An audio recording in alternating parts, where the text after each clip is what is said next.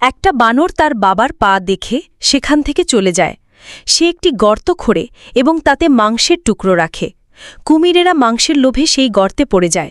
বানর খুব খুশি হয় এবং গর্তে বোমা ফেলে তাদের মেরে ফেলে। তারপর কুমিরদের একটি ট্রলিতে তোলে এবং তাদের চামড়া কাটে। সেই চামড়া নিয়ে জুতো তৈরি করে এবং তার বাবাকে দেয়। বাবা জুতো পেয়ে খুব খুশি হয় এবং দুজনে বাইরে জুতো পরীক্ষা করতে যায়। কিন্তু সবকিছু দেখে একটি ছাগল পুলিশে ফোন করে। অনেক পুলিশ এসে দুষ্ট বানরটিকে গ্রেপ্তার করে, হ্যান্ডকাফ পরিয়ে জেলে নিয়ে যায়। সেখানে কিছু বানর তাকে নিয়ে হাসাহাসি করে এবং জেলের সব নর্দমা পরিষ্কার করায়। এই সব একজন পুলিশ অফিসার ভিডিও করে বানরের বাবাকে পাঠায়।